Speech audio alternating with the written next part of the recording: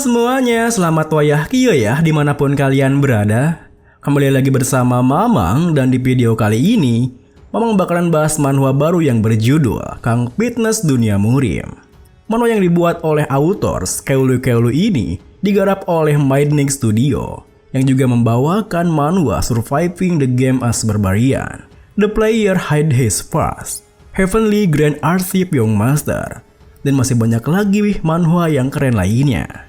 Manhwa ini bergenre action, adventure, drama, fantasi, dan slice of life.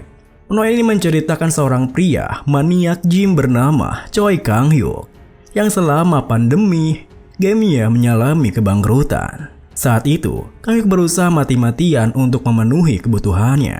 Namun tiba-tiba saja ia masuk ke dalam dunia murim.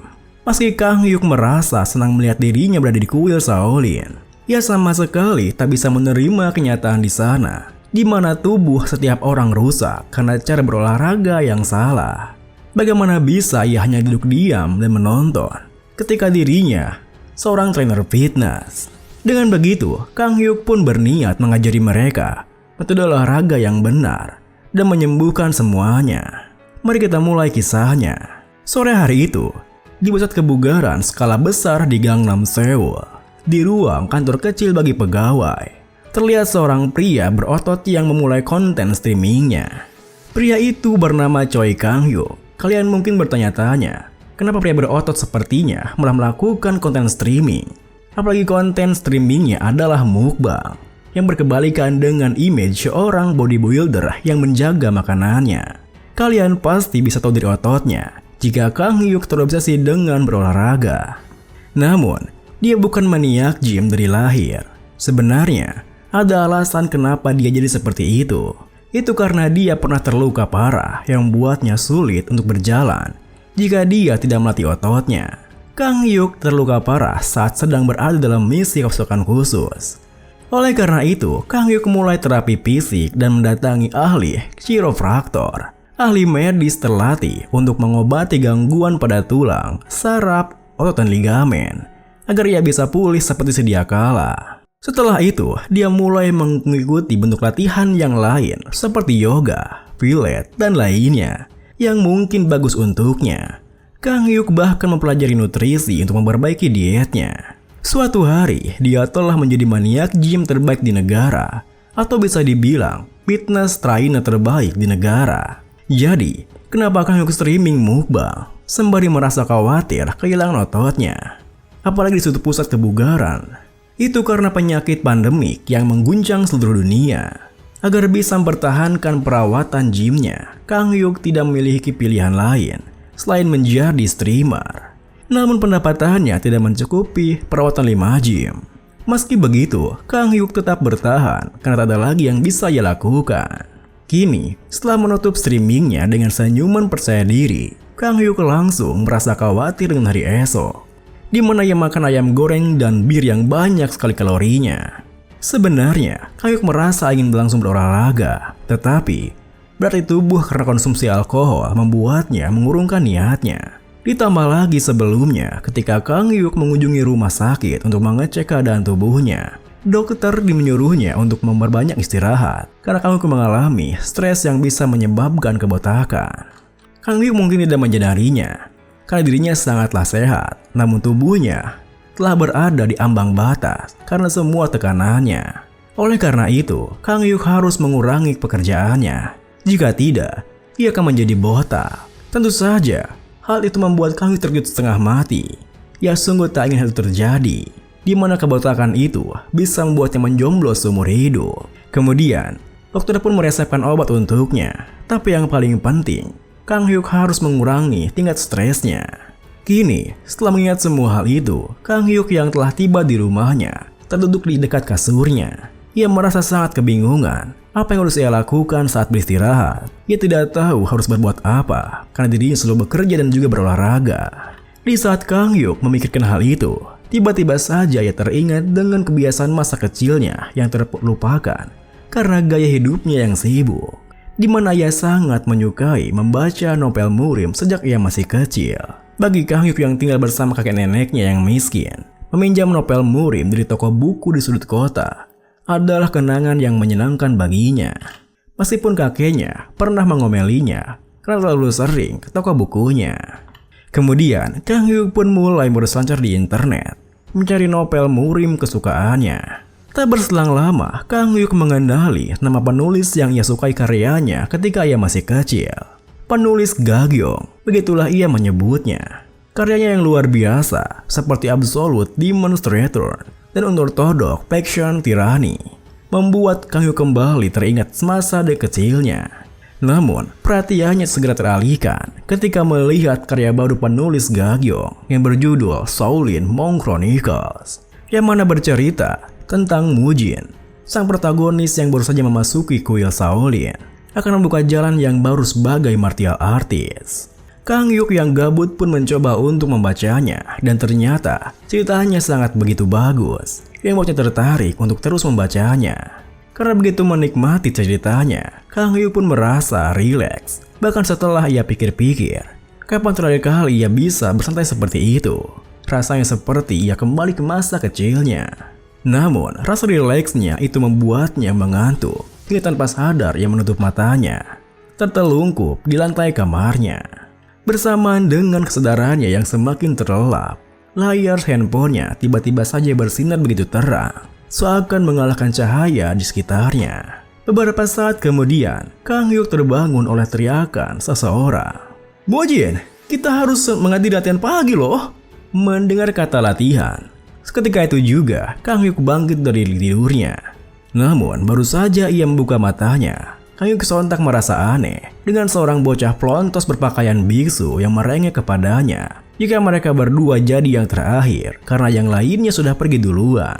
Kang Hyuk pun bertanya pada bocah itu, "Nah, bagaimana kau bisa masuk ke rumahku?" Saat itu, otak Kang Hyuk berputar cepat, mencoba memahami keadaannya. Siapakah bocah di depannya ini? Siapa yang mau mensyukurnya sampai botak begini? Namun, alih-alih mendapatkan sebuah jawaban atas pertanyaannya, bocah di depannya malah mengatakan, "Hah? Nak, aku lebih tua dan besar darimu tahu?"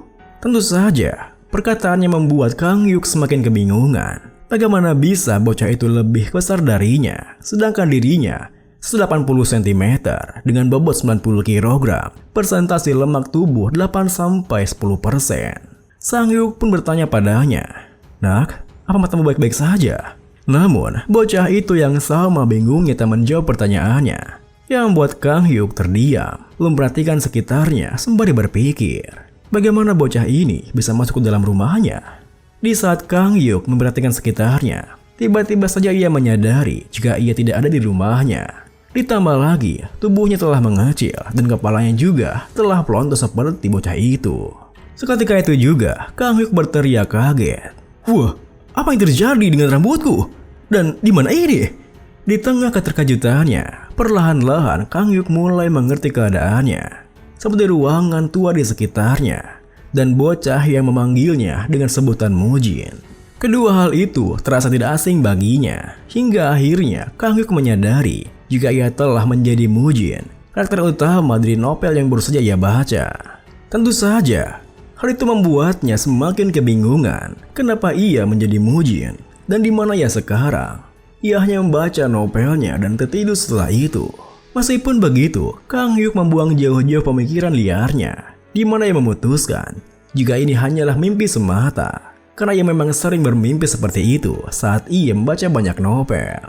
Saat Kang Hyuk mulai menerima hal itu sebagai mimpi, bocah di depannya yang juga merasa aneh dengan tingkahnya bertanya, "Apa yang kau bicarakan? Kita sungguh akan terlambat loh." Dengan begitu, Kang Hyuk pun mengiyakan ajakannya untuk pergi latihan pagi. Karena pikirnya, jika ini hanyalah mimpi, maka ia akan menikmatinya. Saat kemudian, setibanya di lapangan latihan, seorang senior langsung meneriakinya, "Terlambat menghadiri jadwal pertama di hari ini. Kalian harus berikan pelajaran. Segera ke tempat kalian." Mendengar teriakannya, Kang Hyuk pun dibuat terbengong karena mimpinya terasa begitu nyata. Meskipun begitu, Kang Hyuk menuruti perintahnya dan ikut masuk ke barisan para murid lainnya. Namun, di saat seniornya memulai latihan paginya dengan menyuruh mereka melakukan sikap kuda-kuda, Kang Hyuk yang merasa aneh berpikir, "Sikap kuda-kuda? Apa maksudnya? Jongkok?" Di saat Kang Hyuk memikirkan hal itu, ia mendengar suara arangan kesakitan para murid yang membuatnya memperhatikan mereka. Seketika itu juga, Kang Hyuk tersentak kaget.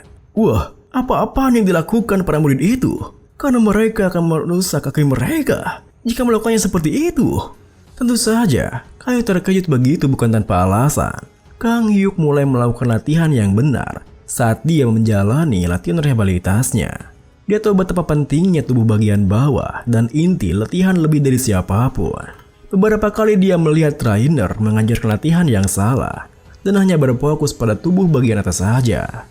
Dia melewatkan inti latihan, pikirnya. Kini, latihan konyol berlangsung di depannya. Ini adalah situasi di mana maniak gym tidak bisa mentolerirnya. Jarak antara kaki mereka terlalu jauh. Mereka perlu meluruskan punggung mereka dan mencondongkan tubuh ke depan. Kang Hyuk pun dibuat semakin geram.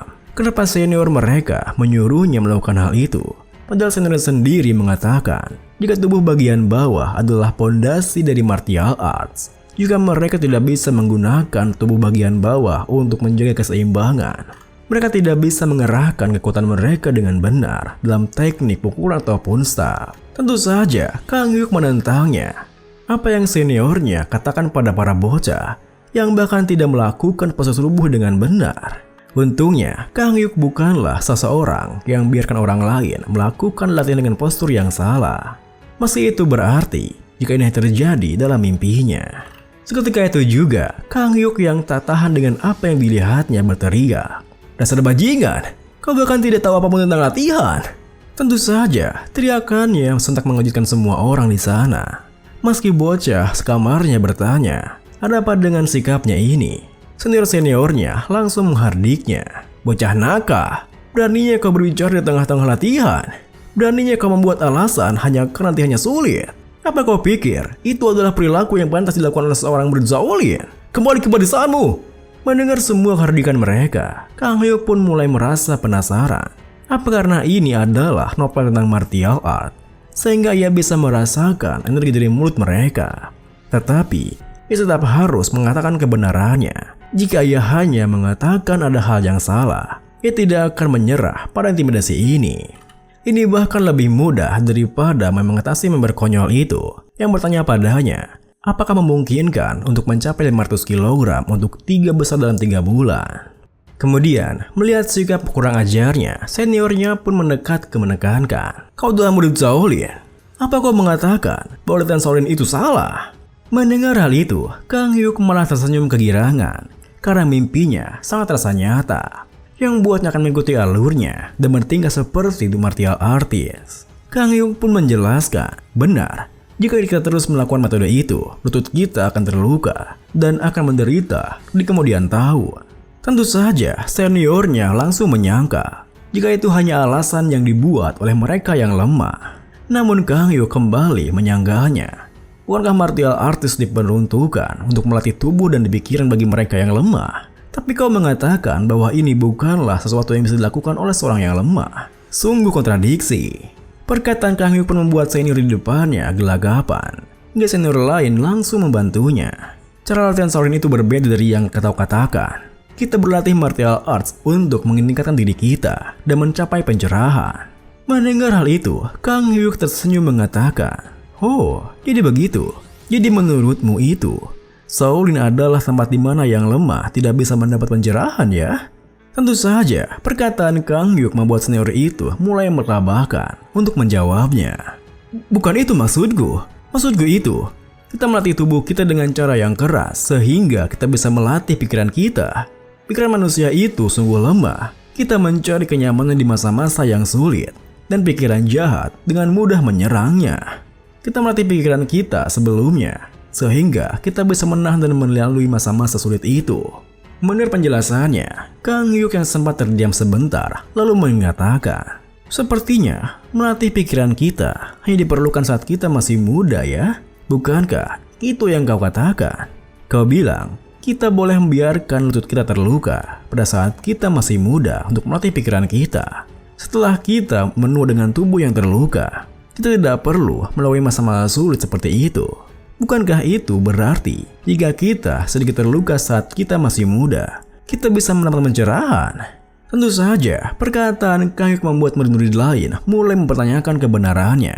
Hingga para senior di sana pun mulai merasa panik jika para murid itu akan mengikuti Kang Hyuk. Di tengah keributan itu, mereka semua tiba-tiba saja dikejutkan di saat Kang Hyuk menunjuk seorang senior sembari mengatakan, "Oh, biksu yang di sana, aku penasaran seberapa sulit masa yang dia lalui meski dia tidak mendapat pencerahan pada usia setua itu." Seketika itu juga, senior di depan Kang Hyuk tersentak kaget. Beraninya Kang Hyuk mengatakan itu pada murid kelas pertama, Hyejung. Saat semua orang menatapnya, biksu Hyejung menghirup napas dalam-dalam lalu berteriak keras yang membuat semua orang di sana menutup telinganya. Hingga Kang Hyuk sendiri terperanjat karena baru merasakan tekanan dari murid kelas pertama. Kemudian Hyejung melangkah mendekati Kang Hyuk sembari mengatakan, "Aku mendengar semuanya." Seperti yang dikatakan murid kelas 2, martial arts dari kelompok Buddha umumnya digunakan untuk melatih diri kita sendiri. Artinya, itu hanya sebuah alat untuk mencapai pencerahan. Namun, martial arts kita itu berbeda. Bedanya, martial arts kita digunakan untuk menyelamatkan massa. Kita menggunakan itu untuk melindungi mereka dari evil dan demon yang menyerang mereka.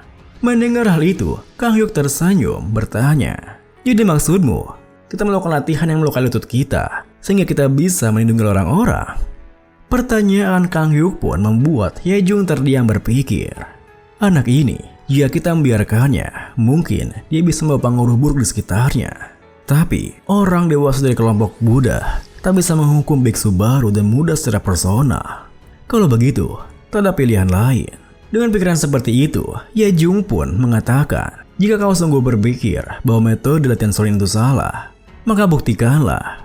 Cara pembuktiannya cukup sederhana, karena latihan kita itu salah. Artinya, kau tahu cara yang benar kan? Kalau begitu, kau harus menang melawan mereka yang telah berlatih metode Shaolin. Mendengar hal itu, Kang Hyuk yang sempat terperanjat bertanya, "Siapa lawanku? Kau tidak menyuruhku melawanmu kan?" Hyejung melanjutkan, "Akan lebih adil jika lawanmu adalah orang yang sepadan denganmu, bukan? Mugung, majulah. Aku akan memberimu kesempatan untuk membuktikan perkataanmu. 7 hari dari sekarang, berlatihlah dengan metode yang kau anggap benar. Kemudian, lawanlah dia, melihat tubuh Mugung yang lebih besar darinya." Ketika itu juga, Kang Hyuk berpikir, "Waduh, bocah itu berada di kelas yang berbeda denganku. Tapi dia menyebut ini adil. Dia bertingkah seperti dia peduli dengan keadilan. Dia ingin aku tetap diam dan tidak memberiku ruang untuk melawan dengan menggunakan orang lain untuk melawanku. Sungguh senior yang kejam." Kemudian, melihat Kang Hyuk yang diam saja, Hyejung pun tertawa dalam hatinya. Karena Kang Hyuk tidak bisa mengatakan apapun lagi. Namun, Kang Hyuk langsung menyanggupinya yang membuat Hyejung merasa jengkel. Seketika itu juga, biksu Hyejung berbalik pergi sembari mengatakan, "Mujin, kau memilih jalan yang sulit ya? Amitabha." Dengar semuanya, mulailah latihan kalian. Di saat semua murid kembali ke posisinya masing-masing, teman sekamarnya, Muyul bertanya pada Kang Hyuk, "Mujin, kenapa kau melakukan hal itu? Kau bisa minta maaf pada biksu Hyejung sekarang loh." Namun, sebelum Kang Hyuk menjawabnya, seniornya lebih dulu meneriakinya untuk kembali ke posisinya. "Muyul, kembali ke posisimu!" Video ini pun diakhiri dengan, di saat Muyul berlari kembali ke posisinya, murid-murid lain menatap Kang Hyuk dengan geram. Mereka semua merasakan hal yang sama jikalau Kang Hyuk terlalu arogan. Bahkan biksu Hyejung sempat menatapnya sembari berpikir, "Mari kita lihat hal ini dalam seminggu."